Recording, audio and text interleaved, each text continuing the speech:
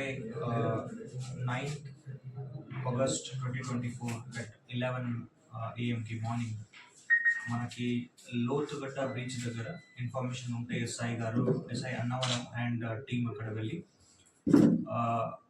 గాంజా పెట్టుకున్నారు. దీంట్లో మనకి మెయిన్లీ 102 kg గాంజా దొరికింది. ఇది వర్త్ ఆఫ్ 5 lakh గాంజా ఉంది. అండ్ అదే భాగంగా మనకి ఒక auto and 2 mobile phones seize చేయడం జరిగింది. దీంట్లో ఒక 5 members మనకి అక్యూజ్ దొరికారు.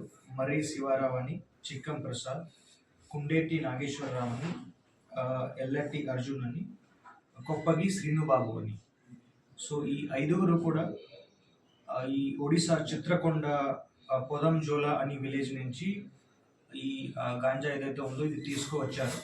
ఇది ముందు వాళ్ళు కాకినాడకి ట్రాన్స్పోర్ట్ చేస్తున్నారు. సో దీంట్లో మనకి సోర్స్ భాగంగా, బ్యాక్వర్డ్ లింక్స్ భాగంగా ఇది మెయిన్లీ ఒడిశా నుంచి వచ్చింది, చిత్రకొండ ఏరియా.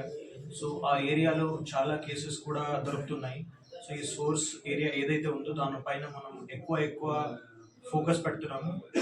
అక్కడ కూడా మనకి చాలా కేసెస్లో అక్యూజ్డ్ కూడా అక్కడే చాలా కల్టివేషన్ ఉంది కాబట్టి అక్కడి నుంచినే వస్తుంది.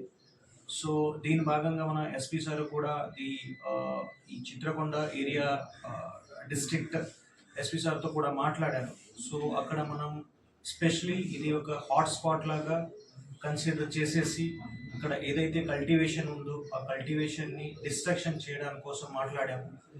అండ్ అదే విధంగా మనకి అక్కడ ఈ మన యాజ్ ఆంధ్రప్రదేశ్ది ఇప్పుడు 100 days ప్రోగ్రామ్ నడుస్తుంది. దీని భాగంగా మనం 100 daysలో మొత్తం గాంజాయి మీద ఎక్కువ ఫోకస్ పెట్టేసి అన్ని కేసెస్ పట్టుకొని మొత్తం డిస్ట్రక్షన్ అండ్ మొత్తం NDPS గాంజా ఆంధ్ర నుంచి తొలగించడానికి మనం ప్రయత్నిస్తున్నాం. సో ఇదే భాగంగా ఈ కేసు కూడా ఈ సోర్స్ ఒరిజినేట్ ఏముంది ఒడిశాలో, సో పైన మనం ఎక్కువ ఫోకస్ పెడుతున్నాము. అండ్ ఈ అక్యూజ్ని కూడా మనం పట్టుకుంటాము. అండ్ ఈ ఫార్వర్డ్ లింకేజ్ ఏదైతే ఉన్నారో కాకినాడలో, సో వాళ్ళని కూడా మనం పట్టుకోవడం జరుగుతుంది. సో థ్యాంక్ యూ అందరికి. 5 lakhs.